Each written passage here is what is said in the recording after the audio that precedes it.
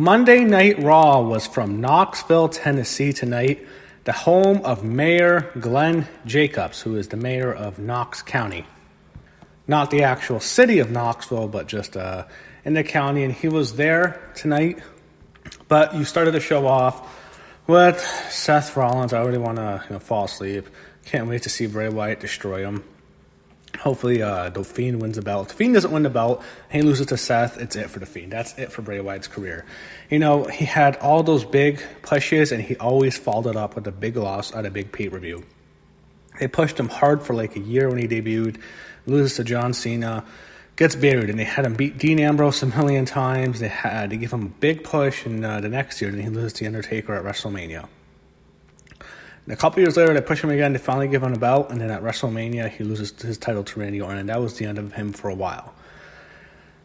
We'll see. Here we go. This is it. They have to pull the trigger here. He's been champion before, but here he really can be a major guy. They need to put the belt on the Fiend. He needs to kick Seth Rollins' ass. If they have Seth beat the Fiend, it's disgusting. It's a joke and it's a travesty. I think the Fiend's going to win. Anyway, they have the Fiend interrupt him Bray interrupt him with the Firefly Funhouse. Says he will see you in hell. And then went through what's announced for tonight. They show Braun Strowman in the back, and Charlie Caruso says he thought he wasn't going to be here tonight, but he says the next guy he's going to be in the ring is going to get these hands. Braun is done. 2 years ago when I started making videos, I thought Braun Strowman was going to be the top guy in the company. I thought he'd not only just be a champion, he'd be the number one guy ahead of Roman. It's not happened that way. I don't know what it is, but it's just not going to happen for him. Seth bores me to death as champion. Ziggler and Rude come out. I really want to change the channel. These two guys make you want to fall asleep. He faces him and Dolph. They're cutting a promo, and Braun Strowman comes out, and it turns into a melee. What happens is Strowman and Wilder and Ziggler all come out. The Revival is out. They have a battle, and it sets up a major 6-man tag match later in the show. Not really a match. It sets something up later. You have Nikki Cross and Alexa Bliss drinking coffee backstage. Alexa says she told you so that they would win at Clash of Champions. She says Sasha likes to trash things that she couldn't hold on to her. That was kind of a personal shot. We all know her and Sasha don't like each other in real life. Remember that awkward Twitter exchange you had after WrestleMania, the night after? Something happened when Alexa was supposed to take a shot at Sasha and Bayley on Twitter. It wasn't work. Sasha found out Alexa blocked her, and then and Sasha, you can see when she finds out Alexa blocks her, she had Alexa muted on Twitter, so it's kind of funny. Definitely really awkward. That's happened a few times.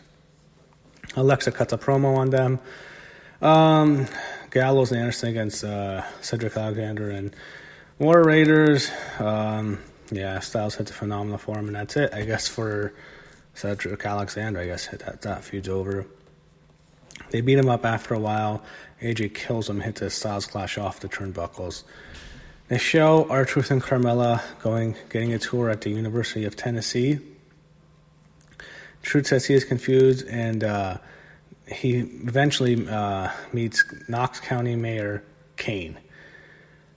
He asks for a tour, and he starts calling Kane the president, which is going to happen one day. There will be a President Jacobs. There's a President Trump. There can be a President Jacobs. I'm telling you. That guy's really smart.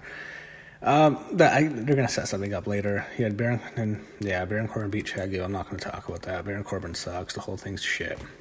It is what it is. They show backstage, they show Montez Ford and Angelo Dawkins, and they showed a whole bunch of guys. They show Titus, they're having a party. They show Zack Ryder, they show Sarah Screeber and Caleb Braxton. They show all people backstage, people there. They're celebrating what happened. It was just, I hate these guys. I want to change the channel. They're good on NXT, but they suck on the main roster.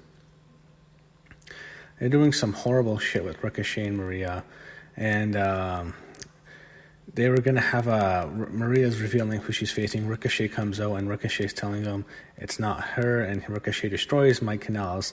And then later, we would go back to it, and what happens is Maria reveals the real fodder, and it's Rusev. Rusev comes out, destroys Mike Kanellis. This is terrible. This sucks for Lana. I'm sure he's not happy with this. I think they're doing it to piss Rusev and Lana off because the two of them, I think, are probably done with the company once their contract expires in a couple months. Or whenever it expires. It'll probably expire sometime in 2020 next year. So it's probably it for both of them. I'm sure they're not happy about what they're doing. But, yeah, kind of sucks for them.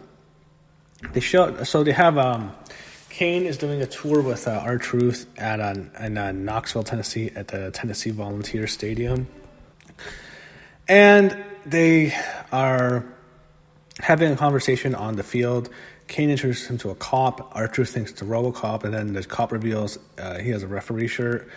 Truth tries to run away. He runs into a football goalpost. Kane pins R-Truth. Kane's a 24/7 champion again. He was funny here. I thought he was really entertaining. The announcers going to be a terrible coronation of Baron Corbin Chamorro on SmackDown. There goes your SmackDown ratings. Mysterio and Cesaro wasn't much of a match. It was alright. Rey Mysterio wins. This feud kind of sucks. I don't know what they're doing with Cesaro.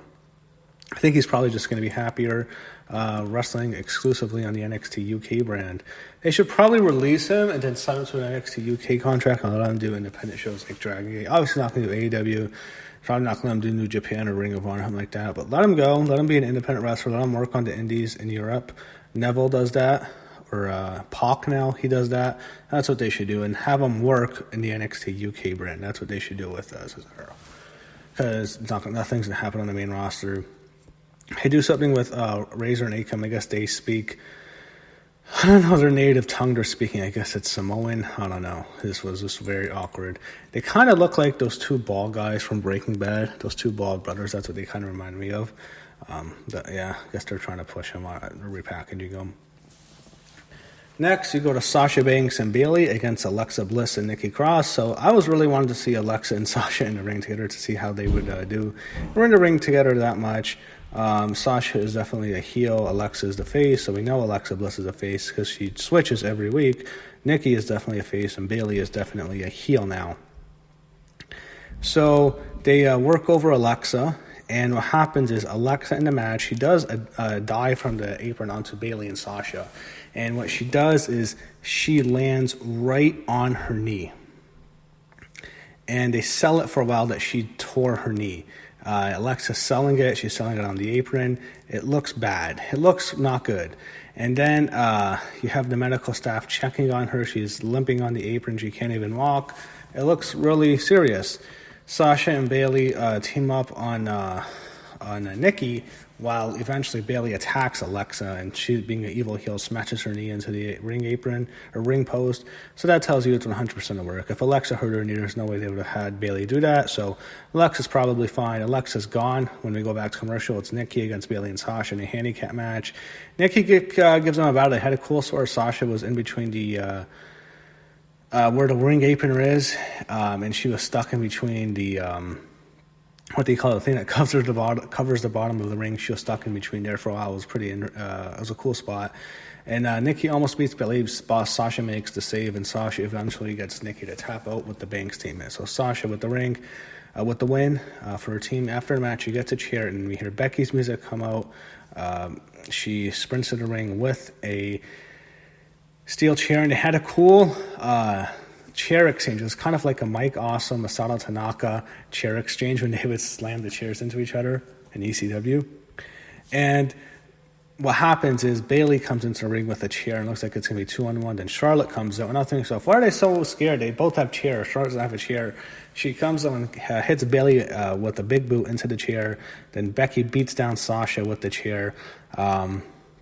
Sasha returns, her and Bayley leave. Becky and Charlotte stand tall, and I'm thinking to myself, if we can get a 4-horsewoman fatal 4-way match at WrestleMania, that would be great. I really want to see that. I think a lot of people would like to see it, and I think that match would be great. That's what I really want to see. So we go to commercial, and they show Sasha Banks coming in backstage. She cuts a promo, and she challenges Becky to a match at Hell in a Cell if she's man enough to accept the challenge. Then they go with and once Sasha challenges her, they do it 24 before that. Yeah, they do it 24/7, where they show Kane arriving in the limo. Truth is in the limo. Truth surprises Kane with the Raw 24/7 title back. They become friends and they walk to the arena together.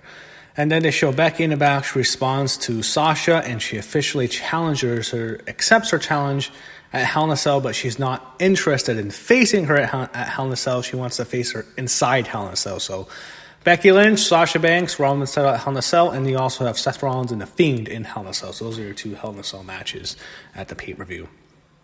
Lacey Evans beats Dana Brooke. I heard Dana Brooke works really hard. It's just, she doesn't have much to do. After the match, and Lacey Evans called and telling I just want to fall asleep when I see that. So, main event, you have Seth Rollins against Bobby Roode. Who gives a shit about this match?